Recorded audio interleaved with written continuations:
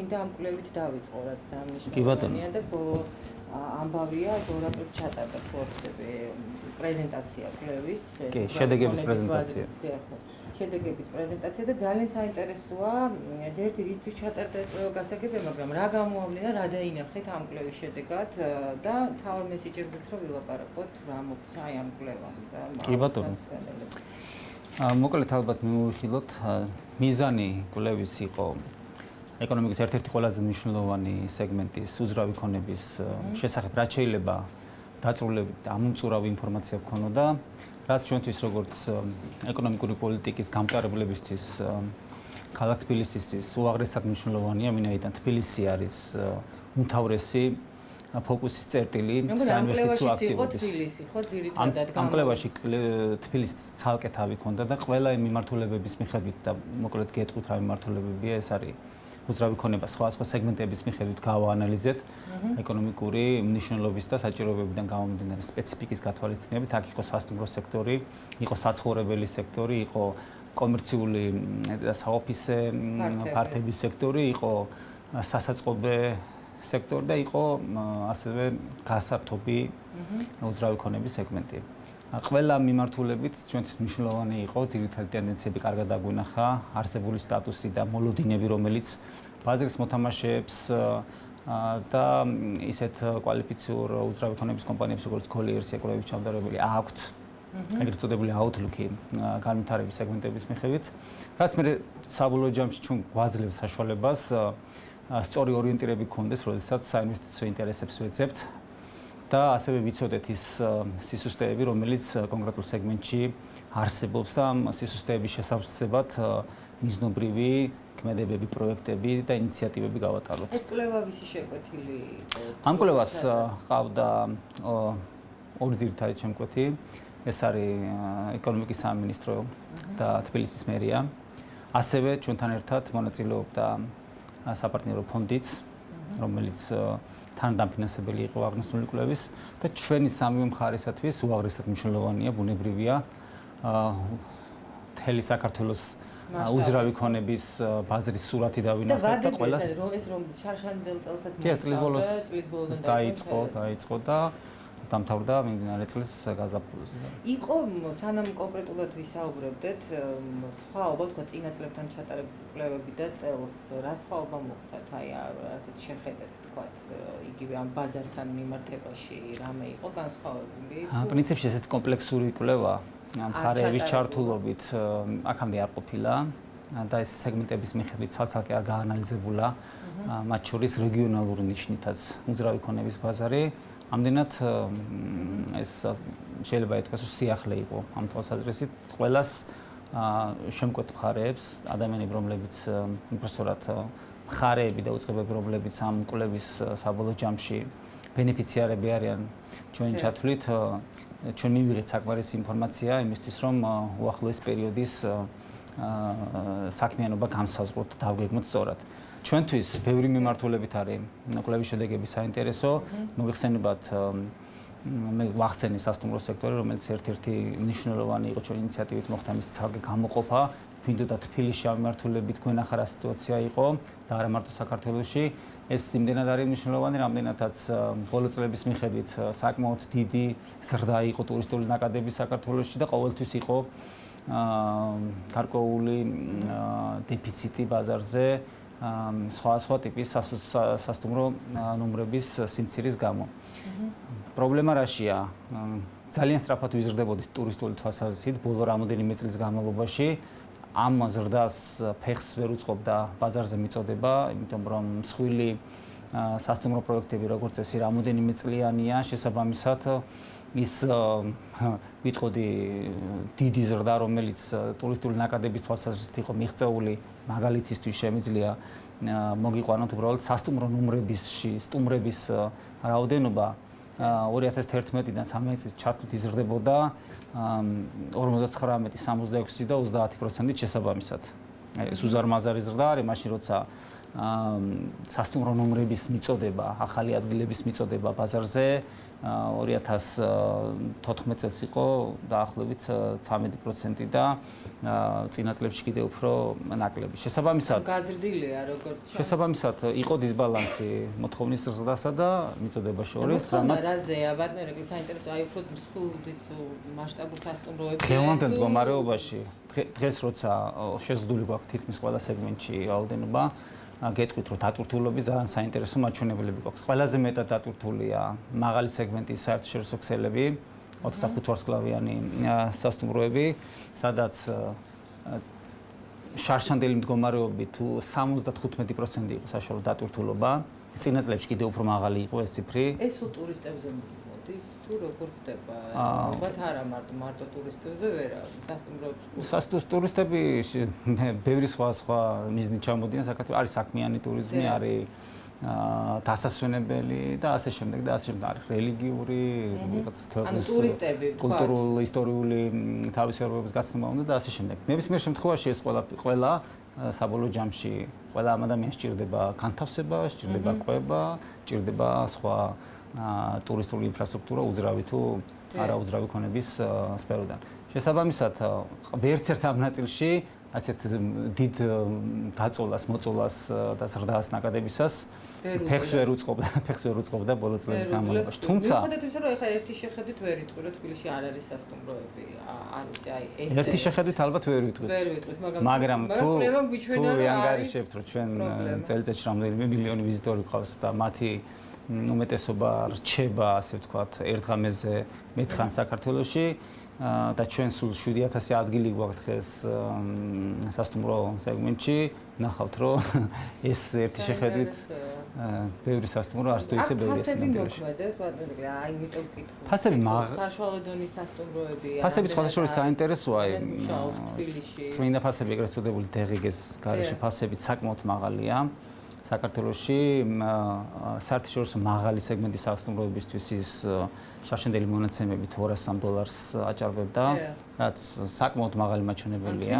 ჩვენი ქალაქია ამ კუთხით. სასტუმრო თვალსაზრისით იაფი არ არის, ვიტყოდი საშუალოზე და საშუალოზე მაღალი. მინაიდან კიდევ ერთხელ ვიმეორებ 75%-იანი დატვირთვის მაჩვენებელი ეს დაახლოებით თეორიულ მაქსიმუმს უახლოვდება სასტუმროებისთვის, თავისთავად განაპირობებს ესეთ მაღალ ფასებს. ანუ რაც რომ მეტი იქნება კონკურენცია, ეს ფასებზეც იმოქმედებს თუ კი ის დაარეგულირებს, ვერ ვიტყვი რომ ის მნიშვნელოვნად შემცირდება დღევანდელთან შედარებით, თუმცა გარკვეული კლება იქნება, დაბალანსდება, გაჯერდება და რაც თავარია სტუმრებს ექნება შესაძლებლობა სასტუმროები თავის გემოვნების მიხედვით აირჩიოს.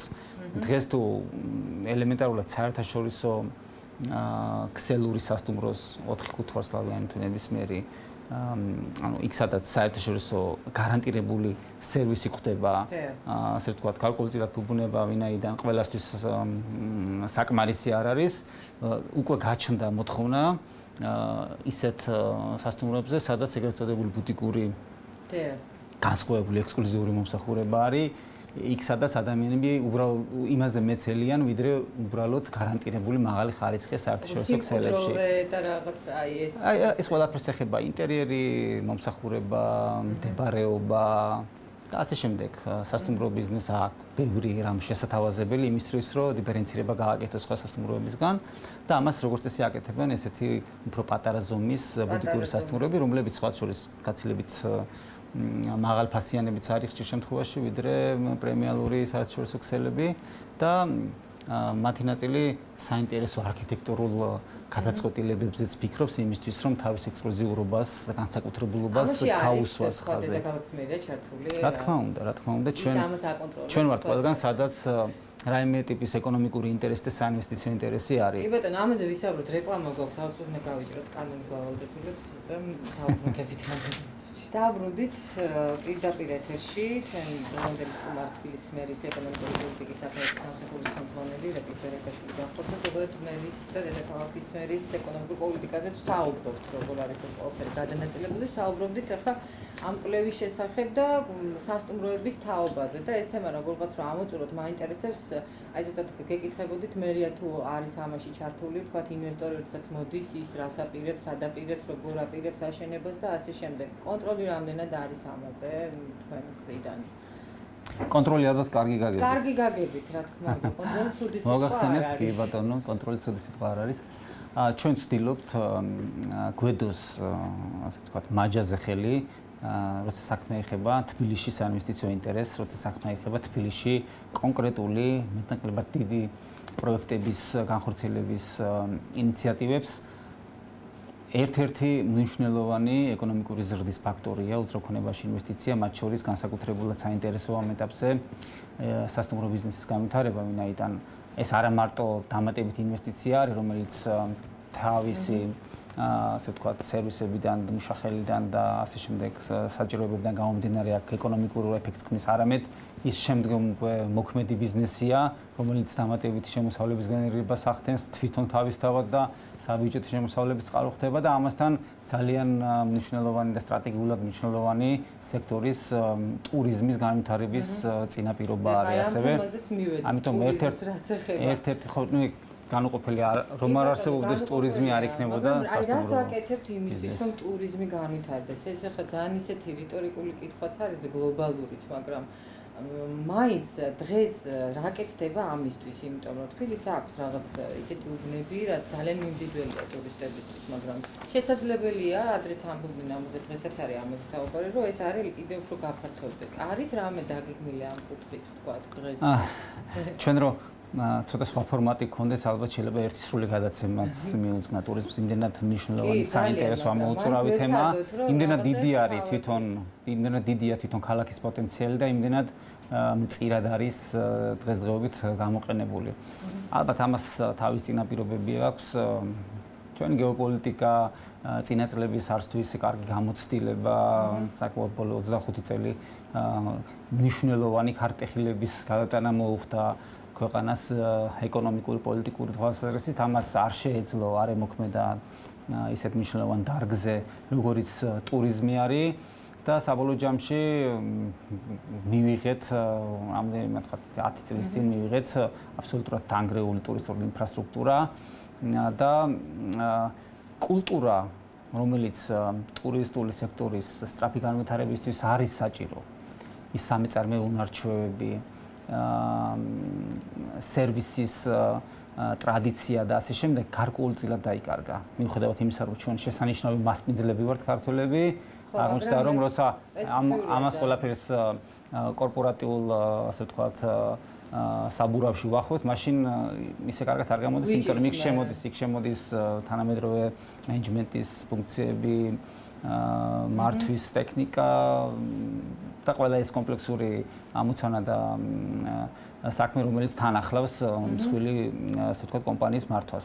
შესაბამისად, ამას როგორც წესი კარგად ახერხებდნენ მხოლოდ ცნობილი საერთაშორისო ბრენდები, რომლებიც შეზღუდული რაოდენობით იყვნენ გარკვეულ სეგმენტს ფარავდნენ მარტო ტურისტულ სექტორზე თუ ველაპარაკებთ და თუ ტურიზმზე, თუ სასტუმრო სექტორზე უკაცრავად და თუ სხვა ტურისტულ ინფრასტრუქტურაზე ვისაუბრებთ, როგორც არის გასართობი ადგილები, სარესტორნო ბიზნესი, კაფეები და სხვა რესტორნებს გვაკლია სათანადო სერვისის და მრავალფეროვნების, თორემ რესტორნები ბუნებრივია თბილისში არის, ალბათ არავის არ გაუჭირდება. არავის არ გაუჭირდება. სერვისი როგორია ამ რესტორნებში? ესეც სერვისი ასე ვთქვათ, ჩვენ უკეთესი სურვილს გვიტოვებს.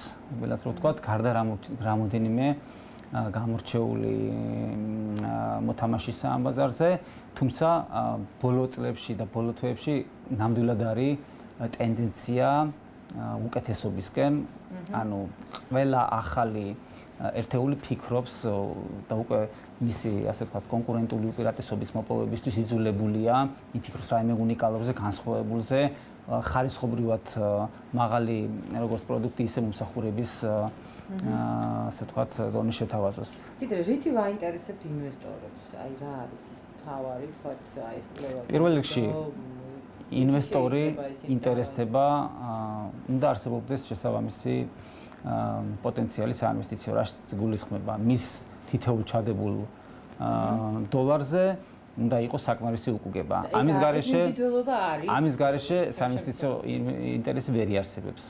მადლობა ღმერთს, ჩვენთან იძლევა ჯერ კიდევ საშუალებას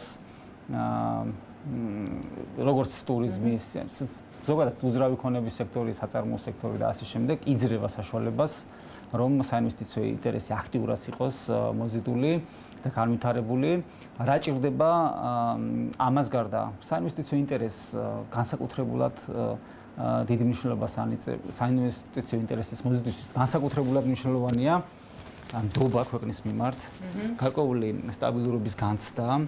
აქ მხოლოდ გეოპოლიტიკური სტაბილურობა არ იგულისხმება, ადამიანებს სჭირდებათ დარწმუნდნენ იმაში, რომ ადგილობრივი თუ ცენტრალური ხელისუფლებები მზად არიან, მიუხედავად ნებისმიერი საბაზრო ყოვებისა და ცვლილებებისა, უზრუნველყონ კერძო ინვესტიციების დაცულების მაღალი ხარისხი.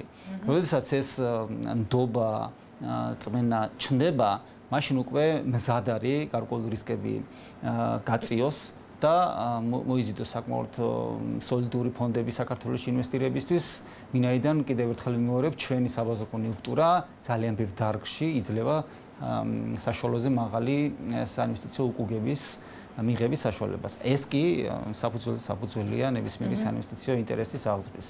თბილისს აქვს ჯერ კიდევ ძალიან ბევრი შესათავაზებელი ამ თვალსაზრისით. მიუხედავად იმისა, რომ ამბობენ, თბილისი ძალიან გადატვირთულია. გადატვირთულია იქ, სადაც გადავტვირთეთ. ჩვენი ბოლო წლების არც თუ მთლად კარგი ურბანული პოლიტიკის გატარებით. ბუნებრივია, საინვესტიციო ინტერესი ყოველთვის მოდის იქ, სადაც ყველაზე მაღალი მარჟებია, იქ სადაც ყველაზე დიდია უძრავი ქონების ფასი, იქ სადაც ყველაზე ადვილად იყიდება. შესაბამისად, თუ არ მოხდა ამ საბაზრო შემოტევის კარგი, ასე ვთქვათ, კარგი გაგებით მოგერიება და მისი გადამისამართება იქ, სადაც ქალაქს მისი ურბანული განვითარების მიზნებიდან გამომდინარე ჭირდება. ახალი განვითარების რაიონები, რომლებიც ხვალდაზე უკვე პრემიალური უბნები ხდებიან და პრემიალური უძრავი ქონების წყაროები ხდებიან, იქ სადაც ხვალ იქნება ვაკე და ხვალ იქნება საბურთალო, აი ამ ფოკუსების გადატანა ვერ ხდებოდა წინა წლების განმავლობაში. მაგრამ რამდენად ინვესტორები დაიჯერებენ, არ ვიცი, სად იქნება ვთქვათ ვაკე და საბურთალო. სტრატეგიული ინვესტორებმა ყოველთვის კარგად იციან, თუკი ბუნებრივი საშუალებები ქალაქის განვითარების იძლევა, ჩვენ რეალურად დააკვირდით რა ადგილები გვაქვს აუთვისებელი. იქ სადაც ყველაზე მეტი ბუნებაა და ყველაზე სუფთა ჰაერია. ეს არის უდიდესი პოტენციალი. ესეთი რამე ძალიან ბევრ ქალაქს არ აქვს.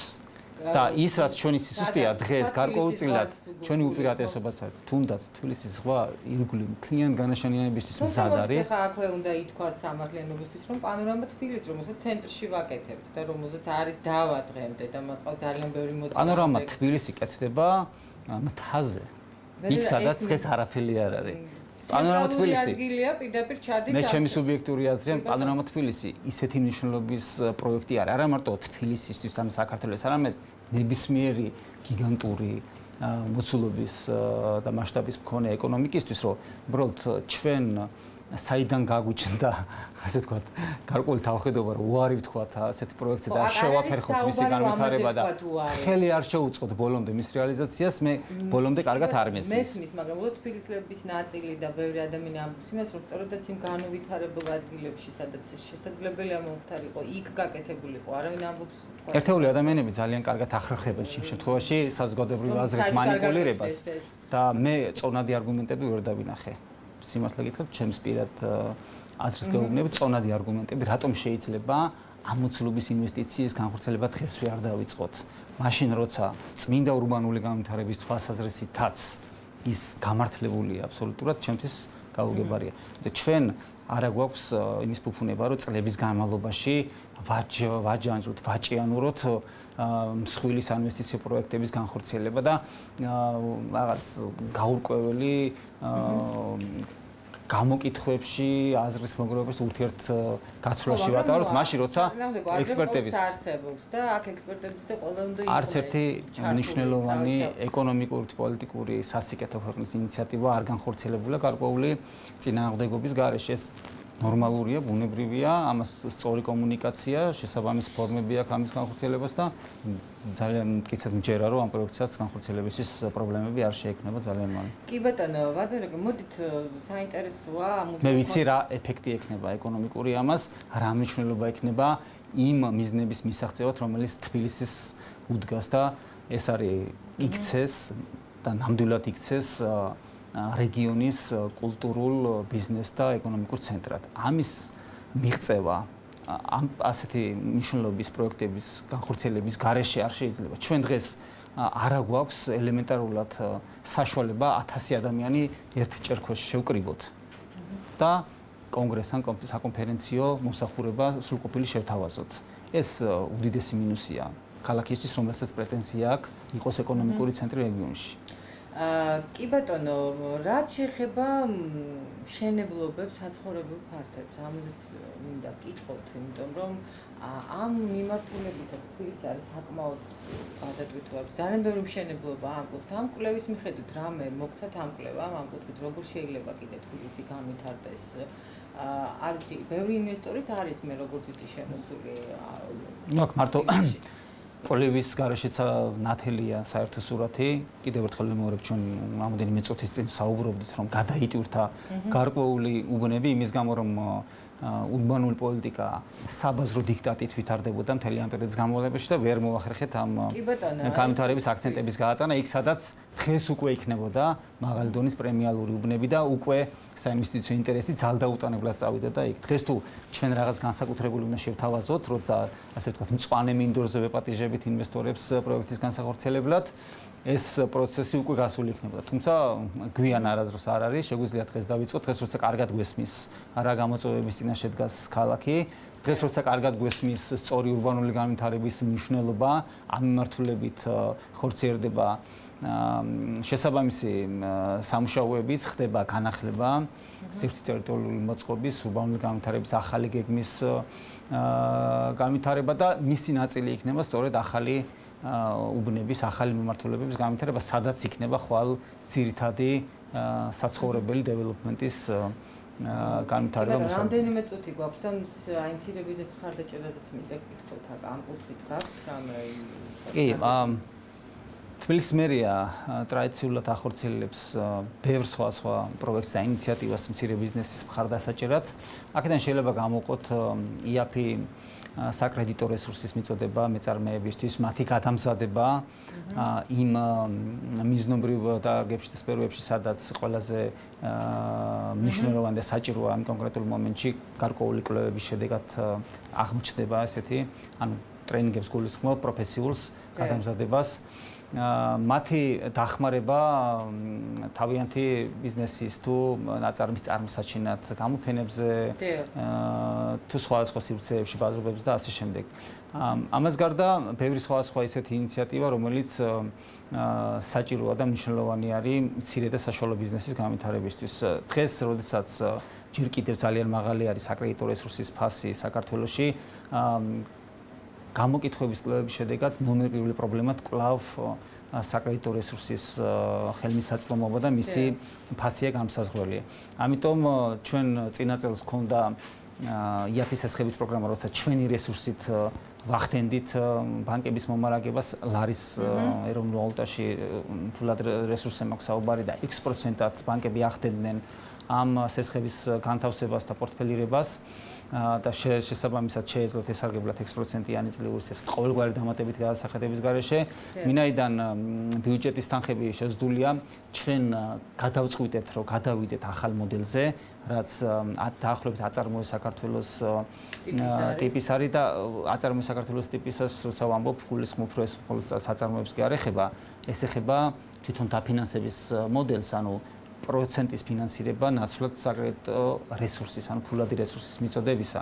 ამ შემთხვევაში ჩვენ იგივე საბიუჯეტო თანხებით შეგვიძლია 10ჯერ და 15ჯერ მეტი საკრედიტო პორტფელი შევქმნათ და გაცილებით მეტ ბენეფიციარს მივწოდეთ ჩვენი IAPI სასესხო პროგრამით.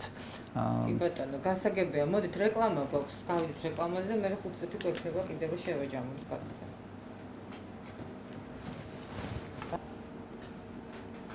ბრუნდებით პირდაპირ ეთერში, გადაცემის ბოლო ნაწილია ირაკლი ბერეკაშვილი გახლავთ ჩვენი გადაცემის სტუმარი, საუბრობთ დედაქალაქის ეკონომიკურ პოლიტიკაზე და საუბრობდით უძრავქონებაზე, საცხოვრებელ ფართებზე და ამ კუთხით განვითარება. ბოლოს მეწარმეობასაც შევეხეთ. დიახ, მეწარმეობასაც შევეხეთ და დავასრულოთ იქნებ ამაზე საუბარიც, რომ როგორ არის სამკუთხედით, ანუ გავაგრძელოთ და შემდეგ ბოლო კითხვა და უნდა თავი. ხო, მე მოგახსენეთ რომ იაფის ესხების პროგრამა ერთ-ერთი ყველაზე მოთხოვნადია.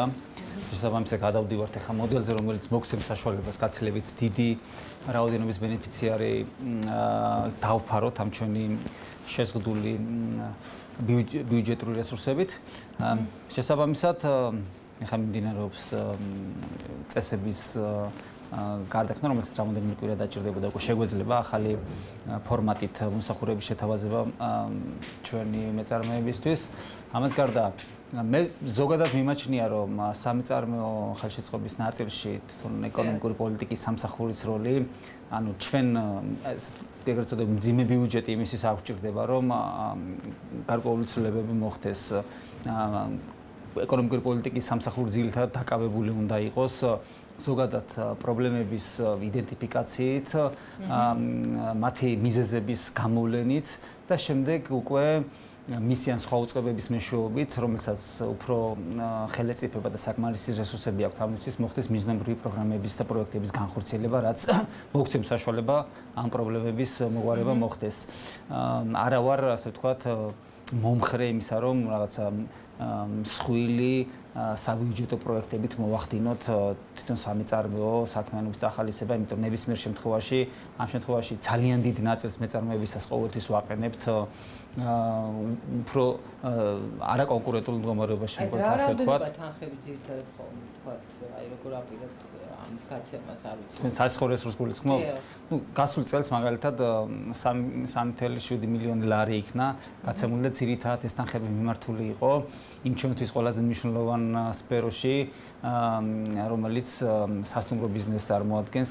ვინაიდან გასული წლის ბოლოს რამდენიმე ისეთ მიმდინარე პროექტი იყო, რომელსაც ჭირდებოდა იაფი რესურსით ხელშეწყობა, იმისთვის რომ სწრაფად მომხდარიყო დასრულება მშენებლობების, გადავწყვიტეთ რომ ამ სექტორზე გავუკეთებინა, ასე ვთქვათ, კონცენტრაცია და შესაბამისად წელს უკვე დაიწყო გახსნა ამ ჩვენი დაფინანსებული სასტუმროების, რომელთა ნაწილი ან თავიდან შენდებოდა, ან გაფართოების პროექტები ჰქონდა ჩაშვებული.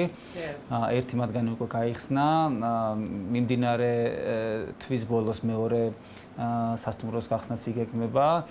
ძალიან გვიხარია, რომ ამაში ჩვენი წვლილია შეტანილი და თვლი რომ აი ესეთი ასე ვთქვათ წვეთოვანი დახმარება კონკრეტულ დარგებს, სადაც არის იმ პერიოდისთვის საჭიროება და ამას ბოლომდე ასე ვთქვათ ბაზარი ვერ არეგულირებს, მნიშვნელოვანია. თუმცა საერთოდ გრძელვადიან პერსპექტივაში ალბათ ჯობია რაც შეიძლება გაუადვილოთ ინვესტორებს და მეწარმეებს ცხოვრება, გაუადვილოთ პირველ რიგში რეგულაციების გამარტივებით, გაუადვილოთ პროცედურების გამარტივებით, მათი დაჩქარებით. დღეს ჩვენი ერთ-ერთი მნიშვნელოვანი მიმართულება. რამდენად არის ეს ბიუროკრატიული რაღაცა მიმართულება თქვენთან, რამდენად რთულია მარტივი? მოგახსენებთ, აი, რო შევადაროთ ევროპულ ქვეყნებს, შეიძლება ვიღაცამ თქვას, რომ თბილისი ეს არის 64 ამ თვალსაზრისით. თუმცა ყველა კარგ და გამართულ სისტემასაც აქვს თავისი ნაკლოვანებები. ხშირად ხდება, რომ თქვა სისტემურად ვერ ხდება ასე გარკვეული ნაკლოვანებების აღმოფხვრა და კონკრეტულ ინვესტორებს, კონკრეტულ პროექტებთან მიმართებას ხშირად საკმაოდ ტრივიალური მიზეზების გამო თვეობით ან შეიძლება წლებითაც ასე ვთქვათ იჭიმებათ პროექტების განხორციელება. რატომ ხდება? იმიტომ რომ სადღაც ჩართულია კულტურული მემკვიდრეობის ძეგლი, რომელსაც სხვა რეგულაცია ჭირდება, რომელსაც სხვა გადაწყვეტილების მიმღები უწყება აყავს და გარკვეული საბჭოები, რომელთაც სხვა მოსაზრებებით სჭირდებათ იხელმძღვანელონ თავის გადაწყვეტილებების ფორმირებისას, ასე შემდეგ. ჩვენ ზუსტად აქ ვერთვებით, იქ სადაც საჭირო არის უწყებებს შორის კოორდინაცია, იქ სადაც საჭირო არის გამოვლენა გარკვეული ხელშემშლელი ბარიერების და მინდა გითხრათ, რომ ძალიან ბევრი პროექტი, დაახლოებით 100 მეტი სხვა დარგის პროექტი გავიარეთ, მათი უმეტესობა იყო დეველოპმენტთან დაკავშირებული, უძრავქონებასთან დაკავშირებული, ნებართვებთან, იგივე კულტურული მემკვიდრეობის ძეგლებთან, ასე შემდეგ და ამ პროექტების ინდივიდუალური გავლის და ძალიან ბევრი კვირის და თვის მუშაობის შედეგად მოხერხდა მათი დიდი ნაწილის წარმატებით გადაწყვეტა. შეიძლება ბოლომდე ყველა პრობლემა მოგვარებული არ არის, მაგრამ ესენი ეს გარკვეულ ეტაპზე შეჩერებული მშენებლობები აგრძელებენ დღეს მუშაობას, ინვესტირება გრძელდება მათი ნაწილი უკვე დასრულებულია, გაიხსნა კიდევაც. მე საყდურობენ ხოლმე, რომ დროში იწელება ძალიან რაღაცა განხილვები, გადამოწვევები, რაღაცა სწრაფად ვერ ხდება, ვერ ახერხებს მერია, თუნდაც გზის დაგება იქნება, მშენებლობა იქნება, რაღაცა საბუთების აღრიცხვა იქნება, ეს პრეტენზიები ხომ ხოთშეს ამას ჩვენ თბილისის მერსაც ვესაუბრეთ ამ სტუდიაში. კი, ბატონო დავითი, ამას ძალიან დიდ ყურადღებას აქცევს მისი პირდაპირი მითითებით და ინიციატივით მოხდა ზუსტად ჩვენი საინვესტიციო ხელშეწყობის ჯგუფის შექმნა, რომელიც ამ პრობლემებით არის დაკავებული და ეკონომიკური პოლიტიკის სამსახურის კოორდინაციის ქვეშ უკვე რამოდენიმე თვეა ხორციელდება. ყავს ძალიან ბევრი მადლიერი მეწარმე და ინვესტორი, რომელსაც საკმაოდ მოკლე დროში მოუგვარეთ თვეების განმავლობაში გაჭიანურებული პროექტები. თუმცა ვცდილობთ ამას ყველაფერს არ ქონდეს ინდივიდუალური ხასიათი და ეს იყოს სისტემური მიდგომა. კი ბატონო, მოდით სვანელი ყავს, ველოდება და რო არ ვალოდოთ, აი ყურსი გაიკეთეთ, რომ მოусმინოთ. გისმენთ აღამოწმებით.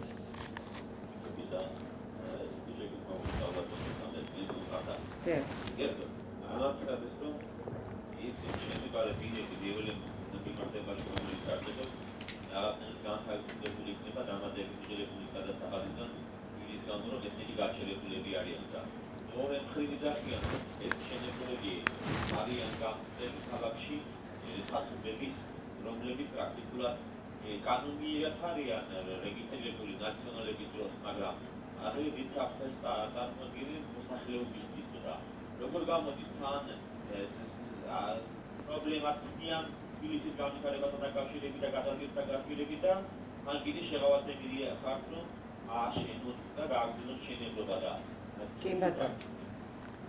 დიდი მადლობა, რომ ძალიან ცოტა დრო გვაქვს და დავასრულოთ გადაცემა. მადლობა რომ დარეკეთ. გასაგებია რადიო მსმენელი შეკითხვა დიახ, რა თქმა უნდა, მესმის მისი გულის წუხილი, ესე ვთქვათ, ერთი მხრივ ძალიან კარგია, რომ აქვე დავაზუსტებ, რომ ის ინიციატივა, რომელიც გადასახადებისგან განთავისუფლების და კოეფიციენტების გადასახადებით და მათ შორის გულისხმობს, ეხება მხოლოდ 2008 წლის 1 აგვისტოსთვის გაცემული მოქმედი ნებართვების და შემდეგ შეჩერებულ პროექტებს, ვინაიდან იყო გარკვეული საფუძველი იმისა, რომ ამ ადამიანებს მართლაც და ინვესტორთა უმეტესობას, მათ უმეტესობას, არა ყველას, მათ უმეტესობას სწორედ ფინანსური კრიზისის და ბევრი სხვა ომის და ასე შემდეგ გამოწვეული პრობლემების გამო შეექმნათ პრობლემები და ვერ შეძლეს გაგრძელება, ამიტომაც იყო მათ მიმართ ეს შეღავათი გამოყენებული, იქნება გამოყენებული. რაც შეეხება იმას, რომ უნდა დასრულდეს პროექტები, რომელიც შეიძლება ერთ შეხედვით არ არის ურბანული განვითარების საუკეთესო ინტერესის შესაბამისი, ჩვენთვის განვითარების ნებისმიერ ეტაპზე აუცილებელი და მნიშვნელოვანია კერძო საკუთრების პატივისცემა. აუცილებელი და მნიშვნელოვანია ინვესტიციების დაცულობის მაღალი ხარისხის უზრუნველყოფა. წინააღმდეგ შემთხვევაში ჩვენ თუ ერთ პრეცედენტსაც დაუშვებთ უსამართლოდ მოქცევის ინვესტორის მიმართ. მიუხედავად იმისა, რომ წარსულ პერიოდში შეიძლება დაშვებული იყოს შეცდომა და არ შეესაბამებოდა კონკრეტული ნებართვა ქალაქის განვითარების ინტერესებს, მაინც ეს ჩვენ გაცილებით მეტ ზიანს მოგვიტანს და შეუწონლად მაღალ ზიანს მოგვიტანს იმ ასე ვთქვათ ბენეფიტთან და სარგებელთან შედარებით, რაც შეიძლება ერთი რომელიმე კორპუსის არაშენებით გაკეთდეს. ამიტომაც ამოსავალი წერტილი უნდა იყოს საინვესტიციო ინტერესების დაცულობა და მომავალში გამოვრიცხოთ ის ფაქტორები, რომელიც იწვევს არასწორ განვითარებას ქალაქის, რაც მოქალაქეების საბოლოო ჯამში ცხოვრების ხარჯს უარესებს. და არ გავცეთ ნებართვები ასე და ნებართვები გავცეთ იქ სადაც საჭირო გავცეთ სწრაფად ჩაუფერხებლად, მაგრამ არ შეუქმნათ ადამიანებს მოლოდინები, რომ მიიღებენ რაიმე შეღავას და დაშვებას იქ სადაც ეს ქალაქის ინტერესებს და მოსახლეობის ინტერესებს ეწინააღმდეგება. კი ბატონო, ჩვენ გადაცემა ამოიწურა, რომ აღარ აქვს ამდენი რაღაც არის რაღაც საკითხები, რაც კიდევ ვერ ვისაუბრეთ. ბევრი საკითხებია, მაგრამ არა უშავს ეს გადაცემა გრძელდება და სიამოვნებით გეწევით სხვა დროსაც. გვეწევა ბატონო ირაკლი კიდე. დიდი მადლობა მინდა გითხრა, დიდი მადლობა იმისთვის, რომ გისმენდით სვანელებს, თბილისის მერის ეკონომიკური პოლიტიკის სახალხო სამსახურის ხელმძღვანელი და პილვერიკაშვილი გახდათ ჩვენი გადაცემის სტუმარი. მადლობა თქვენ, მე გემშვიდობებით.